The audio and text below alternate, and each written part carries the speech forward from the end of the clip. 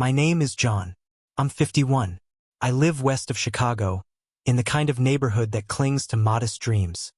Brick bungalows, aging trees, every lawn stitched with quiet compromises. You'd miss my house if you weren't looking for it. Just another shape on another street. Inside, the walls hold stories no one wants to tell out loud. I've been with Rachel for 8 years. Long enough to know her patterns. The way she curls her hair when she's nervous. The way she says it's fine when it's anything but. We met at a church fundraiser, though neither of us were regulars. She was kind. Still is, in her way. But kindness doesn't stretch far when it's divided 3 ways. She had 2 kids from her first marriage, Max and Brooke. Max is 17 now, always hunched over a screen, mouth twitching with half-smiles that never reach anyone's eyes. Brooke just turned 15, eyes like glass, voice like flint. Teenagers born from the tail end of something broken. Their father, Eric, took off when Brooke was in grade school. Every photo of him is framed. Every story soft-edged. He used to play the guitar, Rachel says. He made the best pancakes. They don't mention the 2 missed court dates. They forget the eviction he left them with. What stays is the charm. What fades is the bill. When I moved in, I told myself I wasn't here to replace anyone. I wasn't interested in titles. I just wanted to hold the center. So I paid. Rent, utilities, insurance, groceries, school fees, practice uniforms, band trips, doctor visits. I bought Max a new laptop last Christmas. He didn't say thank you, but he used it every day. I covered Brooke's dental work after her braces cracked. Rachel's ex had said, "Not my problem. I handled it. I've always handled it." On paper, we looked stable. Inside, the seams were splitting. First, it was small things. Max calling me man instead of John. Brooke skipping meals I cooked. Rachel saying, "They're just teenagers, they don't mean anything by it." I believed her. I wanted to believe her. So I worked.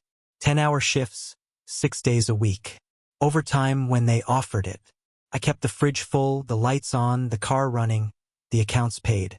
I figured effort would buy acceptance. But effort is invisible when people feel entitled to it. And one Thursday, that illusion shattered. It was late April. Still cold enough to see your breath some mornings. I'd left work early, cashed out some overtime, picked up 2 pizzas because I knew Brooke had a study group and Max had a late online tournament. I figured wrongly that they'd be happy to see me. Or at least the food. The front door creaked when I opened it. No one noticed. Their voices drifted in from the living room. Soft, careless. Brooke was on speakerphone. I froze when I heard her say it. "He's not our real dad. He just lives here with Mom and acts like we owe him something. We didn't invite him, he just showed up." There was a pause. Then Max laughed. A dry, nasal chuckle like agreement sliding under the door. I couldn't see them, but I imagined the way they looked at each other. Not cruel, not angry. Just certain. Like they'd rehearsed it. I stood there holding dinner. Heat from the boxes warming my stomach, cold blooming in my spine. There was no hesitation in her voice. No apology in his laugh. Just truth or their version of it. I didn't move. I didn't clear my throat. I didn't walk in. I just listened. Because in that moment, everything locked into place. This wasn't a slip. This wasn't a tantrum. This was how they really saw me. A man who just showed up. Who hovered. Who didn't belong. And the worst part? It wasn't anger that filled me. It was clarity. I saw the whole map. Years of sacrifice rearranged as intrusion. They didn't ask who bought the winter coats. Who paid for orthodontics. Who drove them to 6 a.m. swim meets while Rachel worked a double. They didn't care that I kept a second job for 2 years just to pad the college fund they didn't know I had started. That I gave up my motorcycle to buy Max a car. That I missed my own mother's funeral because Brooke had a fever and Rachel asked me to stay. To them, I was never invited. I was just background. The next sound I heard was Brooke complaining about the math homework. Max offered no help. Rachel was upstairs, probably folding laundry, maybe scrolling through old photos of when life was easier, when she still believed in things. I left the pizza on the kitchen counter. Walked upstairs. Packed a bag. Just a change of clothes, laptop, toiletries. Nothing that would be noticed. Nothing sentimental. Rachel saw me in the hallway and smiled. "You're home early." "Yeah," I said. "Just tired." She didn't ask more. That was her way, never digging too deep when the answers might ruin the peace. I kissed her on the cheek. She smelled like dryer sheets and vanilla. Later, we ate together. I watched Brooke poke her salad. Max complained about lag. No one said thank you for the pizza. I asked Brooke about school. She said it was fine. I asked Max if he needed anything for the weekend. He shrugged. Rachel smiled. "They're just teenagers. It's not personal." I nodded. But it was personal. It always had been. That night, after they went to bed, I sat in the garage with the lights off and thought about the years. The hours I'd poured into this family like water into a cracked basin. I thought about every time I held back from correcting them. Every time I let Rachel play interpreter between me and the kids. Every time I settled for being tolerated. And I knew, deep in the marrow, I was done chasing a seat at a table I bought. They called me nosy, said I wasn't invited. They were right, but I was going to show them what it meant when the man who just showed up stopped showing up. I didn't speak to them the next morning. No lecture. No confrontation. No late night, "We need to talk." That's what they were used to. Adults begging for clarity, dragging pain out into the open like wet laundry. I didn't give them that. I gave them silence. Cold and deliberate. While they were still asleep, I began dismantling the architecture of ease they'd lived inside. The first to go was the grocery delivery. $275 every Thursday like clockwork. Organic fruit. Protein powder. Max's brand of cereal. Gone. I logged into the app, deleted the account, and felt nothing. Next, I took down the debit cards I'd set up for them, one each. I'd been transferring $200 a month into Max's for gas, lunch, digital junk. Brooks had a little less, $150. Just enough for ride shares, snacks, makeup kits. I froze the cards. Then I logged into my bank and severed the auto deposits. 2 clicks. That's all it took. The family Spotify, canceled. Disney Plus, Netflix, Max, gone. Amazon Prime, revoked. I moved with precision. No malice. No anger. Just clarity. By the time the sun came up, the structure they leaned on had started to crumble. I left the house at 6:45, like always, laptop bag over my shoulder, travel mug in hand. Rachel was still in bed. The kids hadn't stirred. On the kitchen island, I left a folded piece of paper. Not a letter. Not a goodbye. Just a statement. If I was never invited, let the guests figure out who's paying now. Then I walked out the front door and didn't look back. I didn't go to work. I drove 3 towns over and booked a room at a hotel near the forest preserve. Not fancy, not cheap, just quiet. I logged into my accounts, changed passwords, transferred money to a new checking account under my name only, rerouted mail to a P.O. box, set up 2-factor authentication on everything. My footprint in that house disappeared by noon. That night, the messages started. Rachel called first. Then she texted. Then she emailed. "Hey, groceries didn't show. Did you cancel the delivery? Max says his card's not working. Did the bank screw something up? Brooke missed her rideshare. She said you froze her card. What's going on?" No mention of what they said. No mention of the word real. Not one apology. Just panic. Disbelief. Confusion. As if the power had gone out and no one knew where the breaker was. 17 missed calls by midnight. A voicemail that started as worry and ended with accusation. "You can't just disappear. This is our house. These are our kids. You don't get to walk away because your feelings got hurt." I listened to it once. Deleted it. They thought I was bluffing. They thought I was waiting for a conversation, for some acknowledgement that would make things right. But I wasn't. I didn't want to be soothed. I wanted distance. By the second day, the calls changed tone. Now Rachel was angry. Short texts with no punctuation. "This is immature. You're punishing them. You're not their father." You knew that when you got involved. Yes, I did know. I also knew what I gave. And what I stopped giving. Brooke posted on social media that afternoon. A photo of the empty fridge, door hanging open, captioned, "We'll survive flexed biceps." The comments poured in. Sympathy. Fire emojis. "Girl, you got this." Not one person asked where the food used to come from. Where the stocked fridge, the stocked life had come from. I didn't comment. I didn't react. But I did save the post. By day 3, Max tried to reach me. A one-line message. "I know we said some dumb shit. Can we talk?" I didn't reply. Not out of cruelty. Out of principle.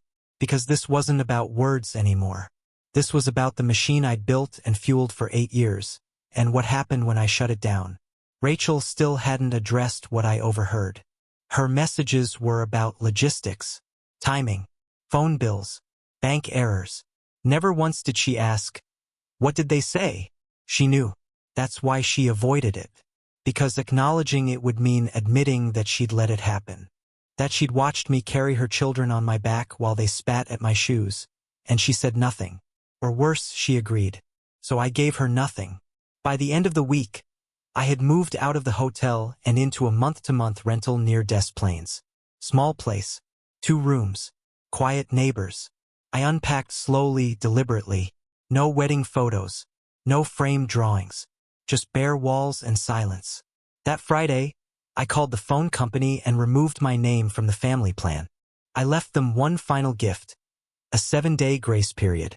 After that, the phones would go dark. The next morning, Rachel's sister texted me. "I don't know what happened, but they're not okay. Brooke is crying every day. Max is shut down. Rachel's barely holding it together. Please come home." Home. That word meant nothing now. Home isn't where you're tolerated.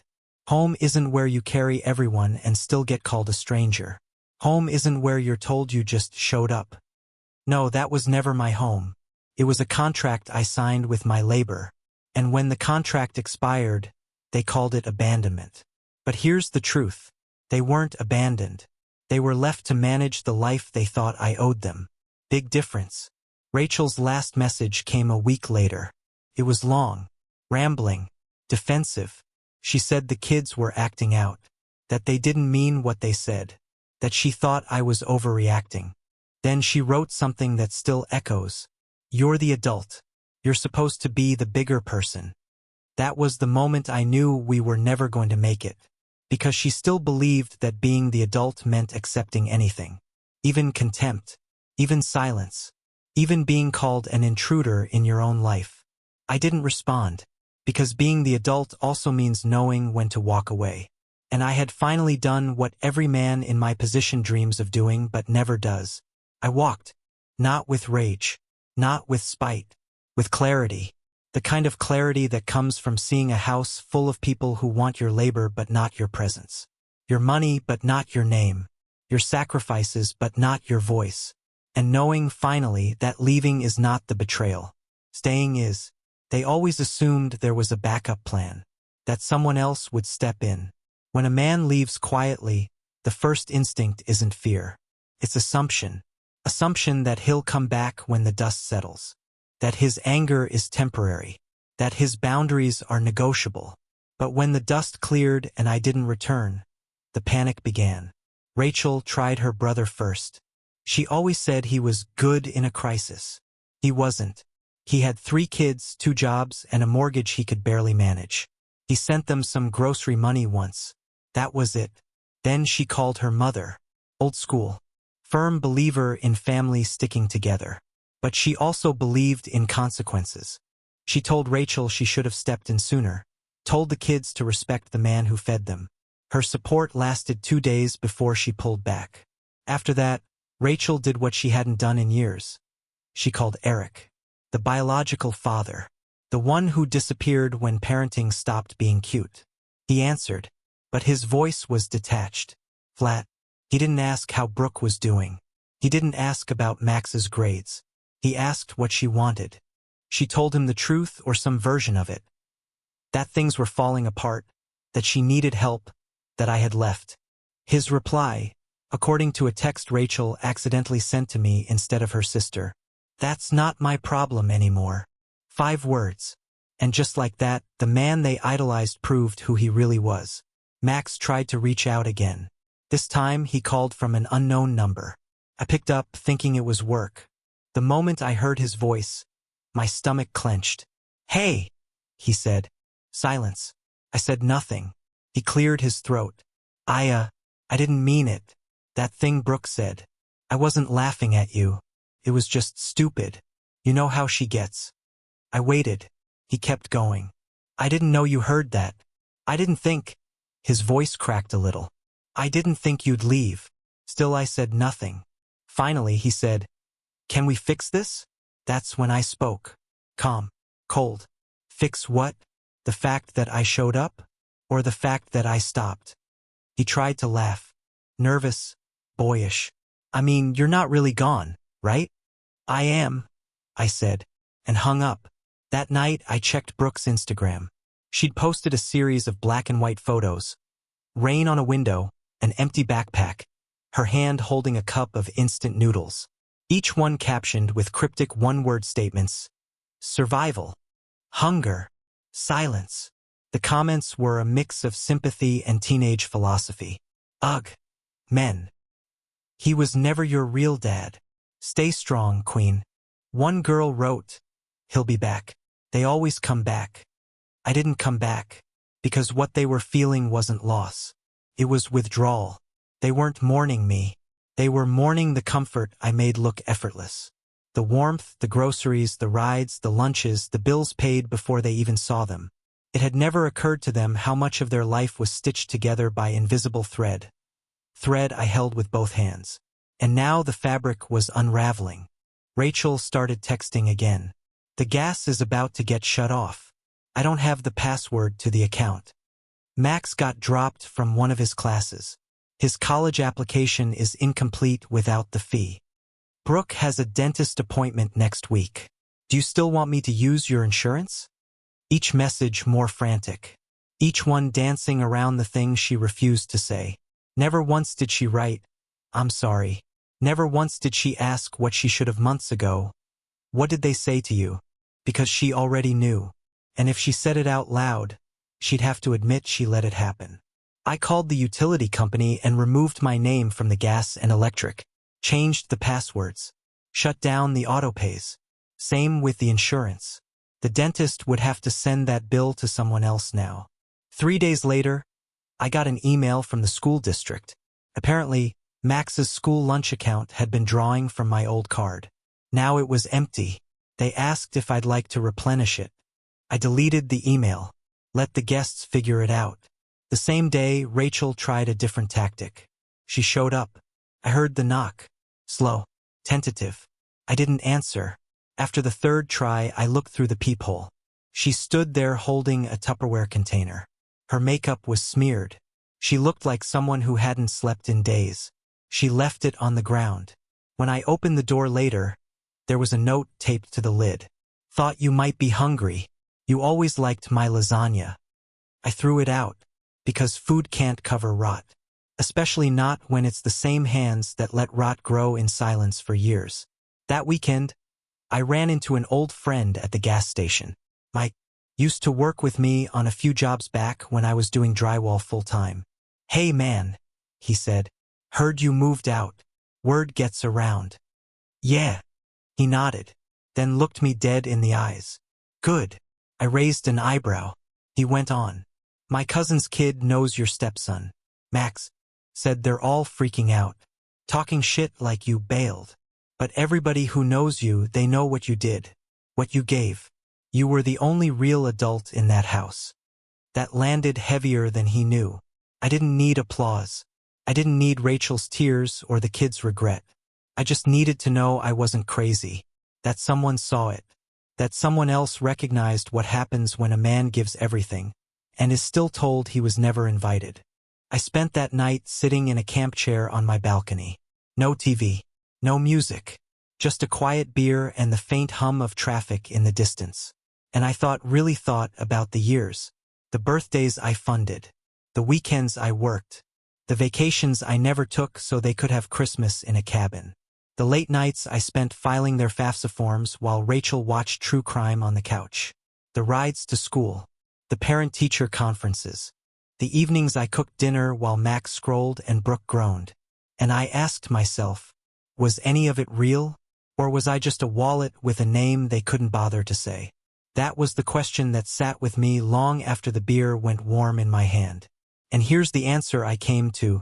It doesn't matter. Because real or not, it was one-sided. I gave. They took. I asked for presents. I got pretense. And now they were finally meeting the man they thought I was. Distant, detached, irrelevant. Except now I was no longer paying for the privilege. 2 weeks later, I got a message from Brooke. No, hi. No, hope you're okay. Just, can you send something for bus fare? I stared at it for a long time. Then I left her on read. Just like they left me. And once again, the groceries never arrived. The day I stopped showing up, I stopped asking myself who I was to them. Because the answer had been there all along. A shadow with a wallet. A utility. Placeholder. Something useful until it wasn't. In the weeks that followed, the house I left behind became something like a memory. Not sharp, not soft, just distant. Rachel stopped calling. The text slowed. The last one she sent read, "You made your point. I hope you're happy." I didn't answer, because happiness was never the point. Respect was. I live in a smaller place now. 2 rooms, wood floors, good light. The fridge doesn't groan when it opens. The mailbox doesn't choke with bills for mouths that never thanked me. No footsteps upstairs. No slammed doors. Just silence.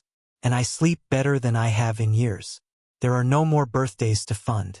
No more $80 takeout orders because Brooke doesn't eat leftovers. No more early morning drop-offs. No more forgotten thank yous. No more being the first one awake and the last one blamed. I used to think I needed to be part of a family to feel whole. That being accepted, even slowly, even with resistance, was a kind of grace. That if I gave enough, stayed long enough, bent far enough, they'd eventually reach for me the way I reached for them. But I was wrong. What I built wasn't a family. It was a transaction. Unspoken but binding. You give, we take. And in return, we tolerate your presence, barely. When I left, I expected some moment of reckoning. A call from Rachel. A sit-down apology from Max. A tearful text from Brooke. Some flash of awareness that I wasn't just the man who paid for things, but the man who stayed when their own father didn't. But nothing came. Nothing real. Just logistical fallout and silent accusations. Even when I removed my name from the family plan, the health insurance, the streaming services, Rachel never asked why. Only what now? Only what are we supposed to do? She never once said, you deserved better. She never once said, I should have defended you. Because deep down, she didn't think I needed defending. She thought I was supposed to endure it. That being a man meant eating your pain in silence. That being a stepfather meant accepting you'd never be anything more than tolerated. But endurance is not the same as loyalty, and silence is not the same as peace. There's a kind of violence in being treated like furniture, always present, never acknowledged. They didn't scream at me. They didn't hit me. They didn't curse me out. They ignored me. And then, in one moment of lazy cruelty, they named what I had always suspected. He's not our real dad. He just showed up. And I did what no one thought I would. I stopped showing up. Not in anger. Not in vengeance. But because I finally believed them. Max posted something online 2 months later. A vague quote superimposed over a city skyline. You don't know what you had until it's gone. People assumed it was about a breakup. A few friends replied with heart emojis. Brooke liked the post but didn't comment. Rachel didn't repost it. I said nothing. I just saved the image. Like I'd saved the others. Proof that even when they tried to speak in code, the message was the same. They missed the life they lost. Not the man. I kept a folder, call it pettiness or self-preservation, of everything I used to pay for. Photos of Amazon orders. Screenshots of Venmo transfers. School receipts. Doctor's bills. Car maintenance invoices. College savings spreadsheets. It wasn't about revenge. It was about clarity. So when I had a weak moment, when I questioned whether I should have done more, stayed longer, fought harder, I could open that folder and see the weight I carried, and remember who let me carry it alone. I had dinner with my sister not long ago. First time in years. We talked about old things, small things. Eventually, she asked about the kids. About Rachel. I told her the truth. They weren't mine. She frowned. But you raised them. I nodded. And they reminded me every day that I didn't. She didn't press. But as we were finishing our meal, she said something that stayed with me. You know, it's okay to want to be appreciated. Even dads need that. Even stepdads. That word. Stepdad. I used to hate it. It sounded provisional. Half-built. Someone else's shadow. Now I wear it differently. Not with pride, but with precision. Because being a stepfather isn't about playing house. It's not about trying to win love that's already spoken for. It's not about being patient while you're erased. It's about knowing where you stand and deciding whether you're willing to stand there alone. I did. For 8 years. And then I didn't. Max texted again recently. New number. New tone. I know I was a dick. I was just a kid. You didn't deserve that. If you ever want to talk, I'd really like to. I stared at it for a long time. I didn't delete it, but I didn't reply. Because some things are heavier than apologies. Some debts can't be repaid. Rachel emailed last week. The subject line was just checking in. She wrote about the kids. How Max is thinking about community college now. How Brooke is working part-time. How she's working double shifts. How things are harder now. She wrote, I wish we could talk. I wish things had gone differently. I read it twice, then archived it. Because she didn't say, I failed you. She didn't say, I chose their comfort over your dignity. She didn't say, I knew what they were doing, and I let it happen. She said, I wish. As if the ending was written by someone else. But it wasn't. They wrote it together. Every silence. Every dismissal. Every joke at my expense. Every moment I was asked to swallow hurt in the name of harmony. They wrote the ending. I just closed the book. So now I sit in a chair that I paid for, in a room I pay for, under a roof that no one resents me for building. I sleep like a man with no debt, no title, and no name to defend. And sometimes, not often, I wonder what might have happened if Brooke had said, that wasn't fair. If Max had said, you've always been there. If Rachel had said, I'll handle it. You've done enough. But they didn't. And so I did. And now I ask you, all of you who've listened, who've read, who've seen your own reflection in these words, would you have stayed? Would you have kept pouring your soul into a home that called you a guest? Would you have fed mouths that bit the hand beneath the plate? Would you have smiled through every thankless day, hoping patience would bloom into respect?